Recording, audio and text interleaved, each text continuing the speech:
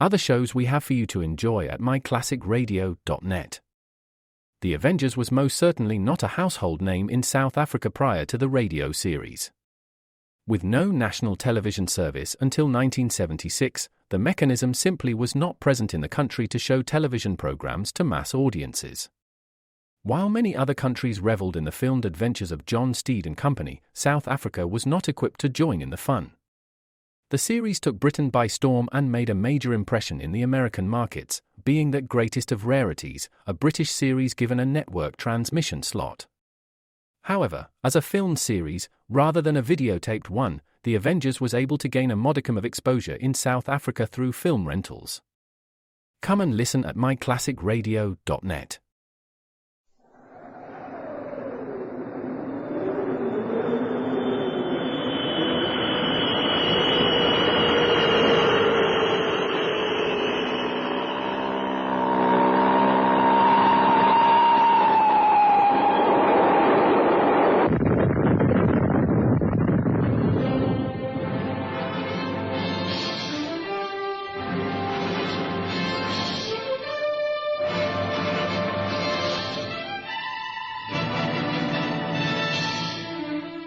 High Adventure.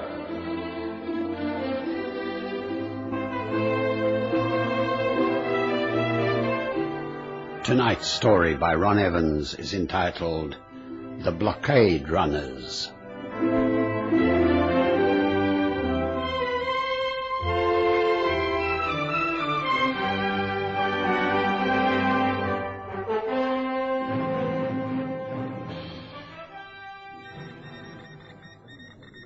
Is that a message coming through from Q section? Yes, sir. It's red urgent.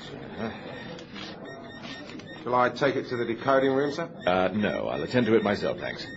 Let me know the minute anything else comes through. Come in. Red urgent from Q section, sir. Blast! I know what it is before you tell me, Fuchs. They're bottled in south of Oresund. I'm afraid so, sir. Jerry's spotted them. Well, there's nothing we can do to help them. If I were in Commander Roberts' shoes, I'd try to make a run for it, under cover of nightfall. Well, the sound is completely covered by German E-boats and searchlights, sir. I doubt if even a piece of driftwood could pass them unseen. We can't just write off 6 motor torpedo boats, Lieutenant Fuchs. I can only advise Roberts to use his own initiative and stress the importance of getting home with those ball bearings. The run to Sweden's developed into a suicide mission the last few months since the Germans occupied Denmark. But we have to get the goods from Sweden regardless of the cost. We lost 7 out of 9 boats last time, sir. You don't have to remind me of that, man. Look, signal Roberts. Tell him he must break through that blockade somehow.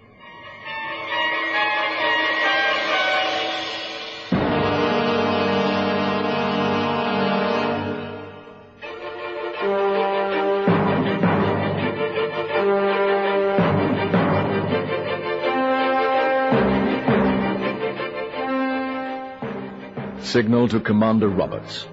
Break through German blockade at all costs. That was the message I relayed to Commander Roberts that afternoon. In those early days of the war, I was a lieutenant attached to the Admiralty Operations Room in London. To us, safe in our underground bunker, it was like playing war with plastic men and ships. But at night, I often lay back in my bed and wondered how it really was out there, on the receiving end of our signals. That's why I've reconstructed the story of Commander Roberts and his tiny fleet of 6 motor torpedo boats. It was vital for Britain's industries in those dark days to get an ample supply of ball bearings from Sweden, the only neutral country able to supply them in sufficient quantities. After the Germans had occupied Denmark and Norway, Sweden was virtually cut off from the free world, apart from the narrow straits called Oresund, which run north to south between Denmark and Sweden. Knowing the importance of these supplies, the Germans blockaded the strait and heavily patrolled the Kattegat north of there. At first, fast MTBs had been the answer, but now casualties were running as high as 80%. While plans were afoot to find an alternative method, Commander Roberts had been put in charge of making what was promised to be the last run for some time to come. The MTBs had been stripped of their weapons, except for a gun in the bow and 2 machine guns on each side of the bridge. While this made them lighter, it put them at the mercy of any enemy vessel in a close encounter. Their big advantage was speed, which was in excess of 45 knots, and the drill was never to allow an enemy to come close. However, this wasn't possible during the race up Øresund, where the small boats often came as close as 100 yards from the enemy's gunfire. Commander Roberts was on the narrow bridge of M34 when the Sparks handed him my signal. The flotilla was heaved to some 10 miles off the southern coast of Sweden, the small boats heaving and pitching in the gentle shore swell. So operations say I'm to use my own initiative, eh? Pass the buck to the man on the spot. Typical of their lordships. Still, there's not much they can do to help us, I suppose. Here we sit like 6 wild ducks, waiting for the hunters to open fire. You know, it's strange why Jerry hasn't tried to hunt us down, sir. Is it, Lieutenant? He knows he can't catch us in open water, so why should he try when he knows we have to make a run sooner or later through Øresund? Well, either that or return to Sweden, which to my mind is out of the question. Our Swedish contact, who's keeping an eye on Øresund from his side, says it's so heavily patrolled that we'd be unlikely to survive the first couple of miles, let alone the 50 we'd have to run before we get back into open water. They're making sure of us this time. The way I see it, sir, our only hope is to race through at full speed under cover of darkness. That's what they hope we'll do. But I'm told they've got searchlights along 30 miles of coastline that'll pick us out like olives in a jar. No, we've 4 hours of daylight left in which to think. So let's think, Lieutenant. Planes, sir. 3 of them. Jerry's. Sound action stations. Just probably to keep us on our toes and warn us of things to come.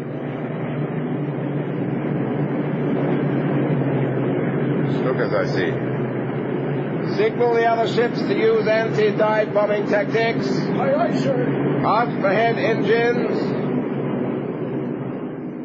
The black-painted German Stuka dive bombers flew once over the flotilla, banked and turned, and then the first one dived just as the MTBs scattered in different directions.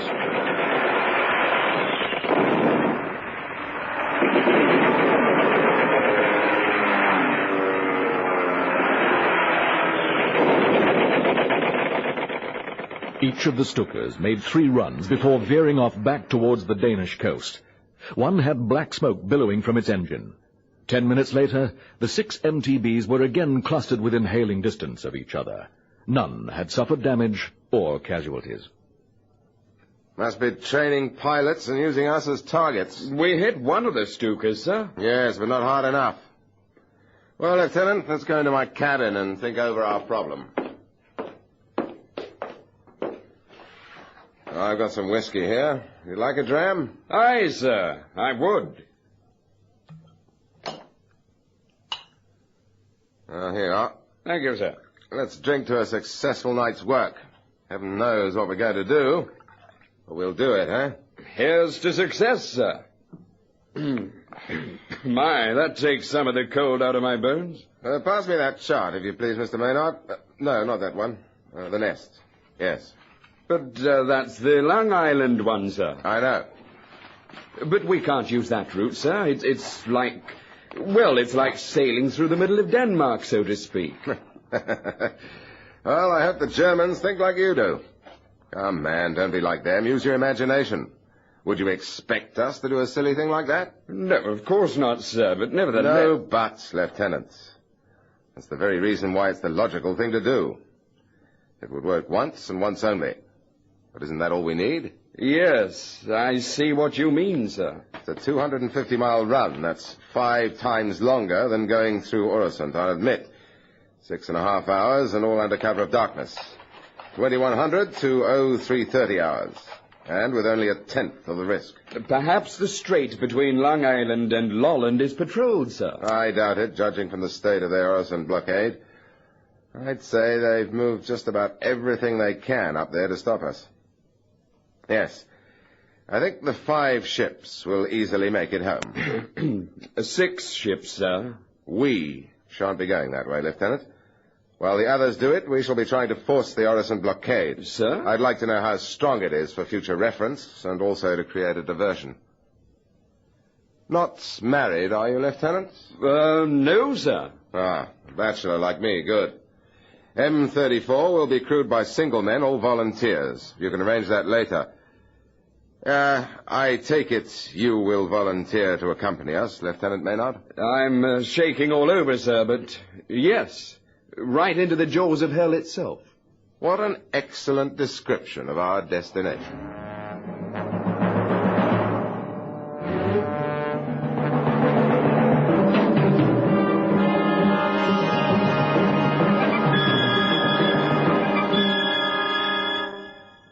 Commander Roberts knew that to send all the MTBs past the island of Langeland and through the Sturb Bait might give the Germans time to cross the Kattegat to intercept.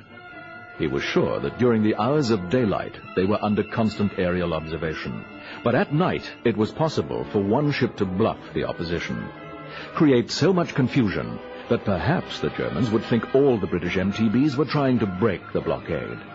That way they would pay little attention to the Langeland route. That is, if they ever thought the British to be cheeky enough to try that route anyway. During the remaining daylight hours, orders were given. Single volunteers boarded M34 to replace the married crew members. Just before twilight set in, the 6 ships sailed line abreast at half speed towards Oresund. High above their heads, a German reconnaissance plane peeled off to the west to report their maneuver. M34 could expect a very hot reception. It was a cloudy, starless night, and on a prearranged signal, the 5 MTBs turned their bows to the southwest, with only the dull roar of their powerful motors to identify them. As for M34, she kept her original course, straight for the narrowing waters of Oresund. An hour passed. On the starboard side, the men could see the lights of the Swedish seaport of Malmö. We can always make a run for Malmö if it gets too rough, sir. Not on your life, and spend the rest of the war interned? Besides, the Swedes put out harbor booms at nights, and Jerry will have a few boats patrolling over there too, believe me. Ah, look, there's the first searchlight we were warned about. Yes, sir. Full ahead! Right, sir. This is where we have to keep them guessing, Lieutenant. All along the length of the Danish coastline, the sharp beams of searchlights scanned the water. From the eastern side came more beams. Searchlights had been fitted to the numerous German patrol boats which guarded the Swedish side of Oresund. M34 changed her course, now at full speed, and headed first at the Danish coast, made a sharp turn, and started to zigzag. As she evaded the beam of one searchlight, so she was picked up by another. This is what Commander Roberts had hoped for, since each searchlight would report a sighting, and the more the confusion. Then the German shore batteries opened up.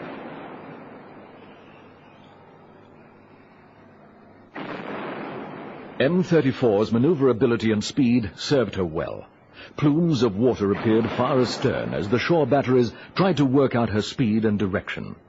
The zigzag pattern was changed by the minute, and the men relieved their tension by shouting insults at the enemy gunners.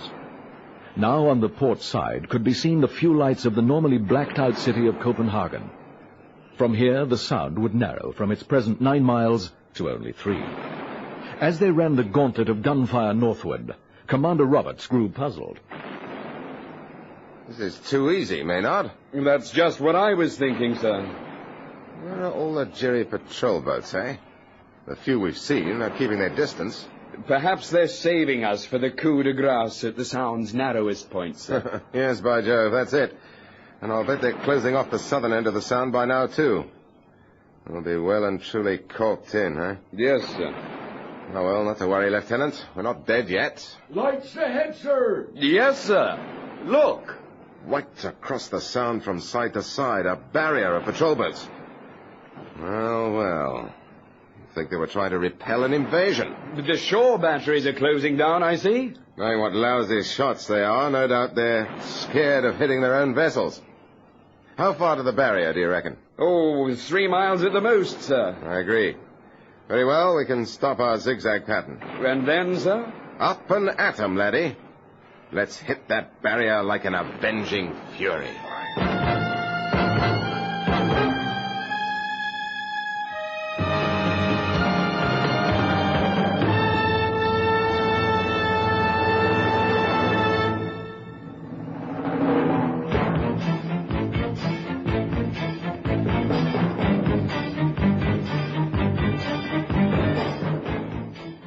Commander Roberts peered through his binoculars at the line of lights ahead, searching for an opening.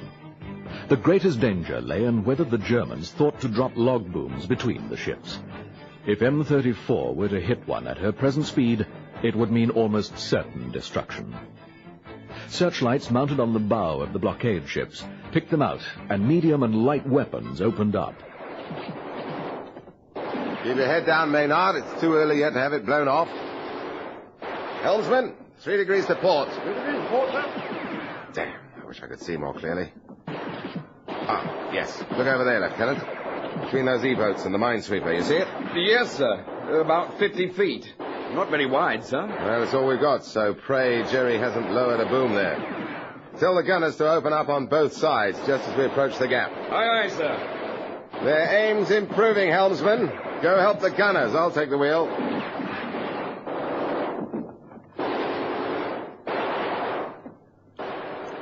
The air was filled with hissing, angry metal and spray from the choppy sea. Several of the blockade vessels fired off flares, for which Commander Roberts was thankful. It assisted him to assess the situation. A German E-boat, at the last minute realizing his intention, tried to move out and close the gap. Sir, the gap's being closed. Then we'll open it up again. Hold tight, we're going in. Roberts swung hard on the wheel, and the small boat zipped into the gap, her machine guns blazing out defiance from both sides. He swung the wheel again to avoid colliding with the German E-boat, and M34 slid along the side of the minesweeper, much to the astonishment of the German sailors above. For a moment it seemed as though they were clear. However, a fast-thinking German E-boat skipper had backed off and was in the act of bringing his boat under the minesweeper's stern.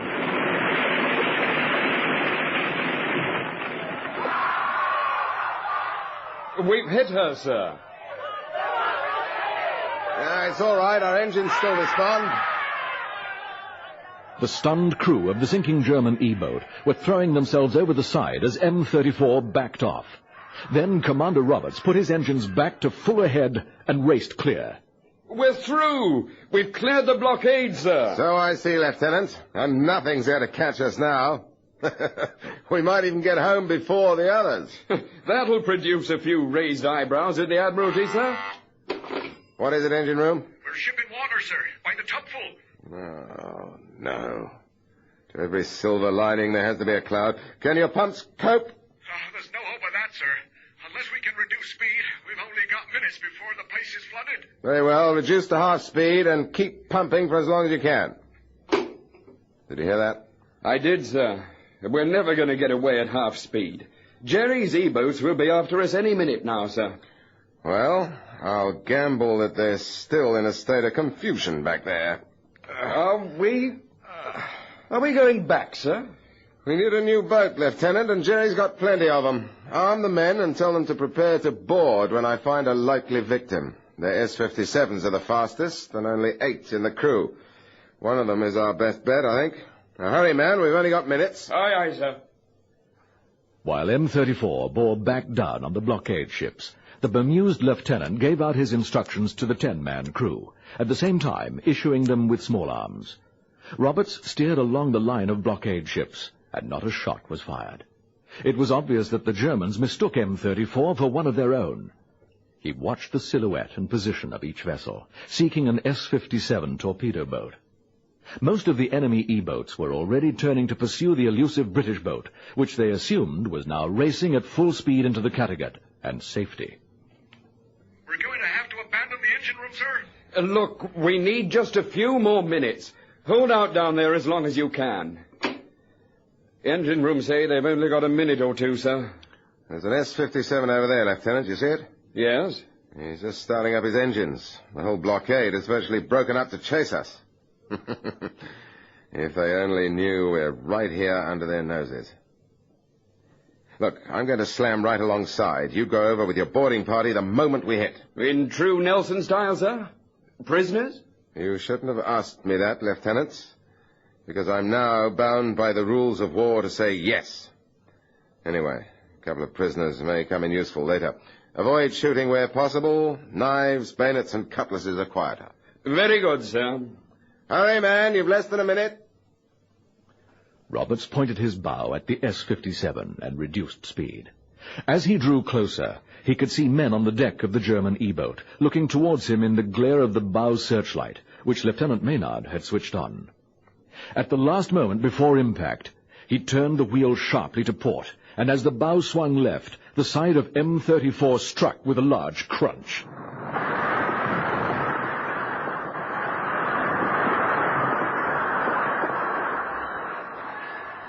The British seamen leapt aboard the German ship and scattered, each seeking a victim of his own. It was over in a minute, without one single shot being fired. Then the S-57 slowly moved forward, turned, and gently came alongside the British ship, which was now wallowing in the light swell. Commander Roberts and the engine room crew were taken off, and all hands watched sadly as their tiny ship disappeared astern in the darkness, abandoned. All right, well, that was a quick change, Lieutenant. But it's sad to see her go like that, isn't it? Yes, sir. When the Germans find her, won't it give our game away, sir? No, the water's coming in so fast that she'll go under in the next half hour. Any prisoners? But the German captain and radio operator are all in one piece, sir. There are 2 others wounded. We put them down below with Miller guarding them. Send the captain up here to me on the bridge. I want to have a chat with him. But I can assure you, Captain Sturmfeger, this was not a trick. And you can protest all you like, but you're still coming with us back to England. You think I will be a prisoner for long? Our other ships will soon get suspicious when you do not answer the call sign. I see.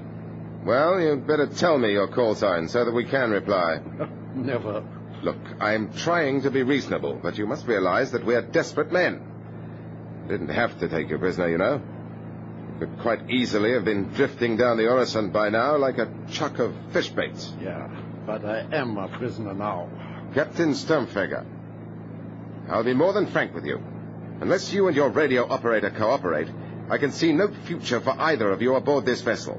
And the water outside there is quite chilly. Do you understand? You are threatening me? I would have thought that was quite clear. Your only hope of survival is to sail with us to England. You are married, perhaps? Yeah. Surely you want to see your wife again? Do you have any children? Yeah, I have 3. Well, the war won't last forever, you know. Our call signal is KLZ 3412. We are called every hour, on the hour, by our depot ship, Salzbergen. Her call signal is NLG 321. If you bring up Steiner, my radio operator, he will assist you. He has 5 children. Yes.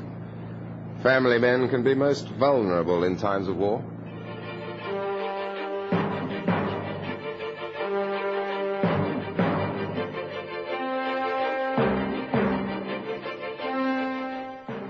Commander Roberts' plan worked perfectly. The prisoners resigned themselves to their inevitable fate in a prisoner-of-war camp. Roberts slipped past several of the German search vessels and even flashed friendly messages. When daylight came, it was as though they had the Kattegat to themselves. The sun shone brightly and the water was calm. Our other ships shouldn't be too far away, sir. Couldn't we call them up on the radio? No, I don't want to break radio silence yet. I'm on a course now that should cross their path. Did you say other ships? What other ships? The rest of our flotilla, of course. But did not all your ships, 6 of them, try to break through our blockade? Didn't you know? We were on our own. What? The others are coming round by Long Island route. I bet you had so many ships on Oresund that you left none to guard Sturbeck, eh? Oh, don't look so unhappy, Captain Stempfegger.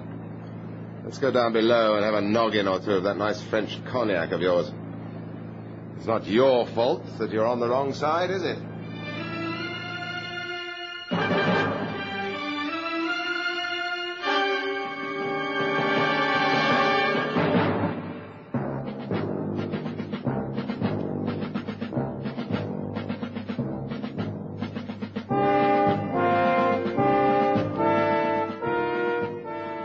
Shortly after lunch, the watch sighted 5 small ships on the horizon, and coming up fast.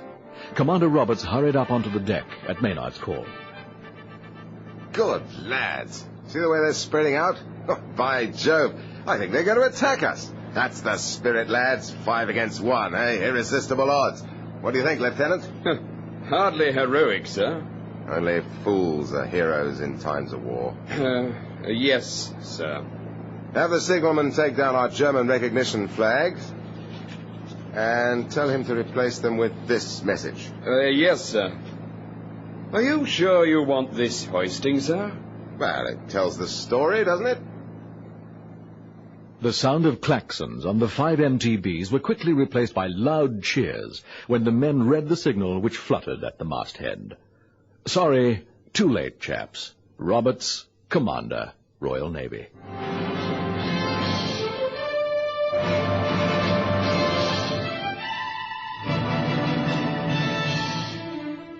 High Adventure is produced by Henry Diffenthal.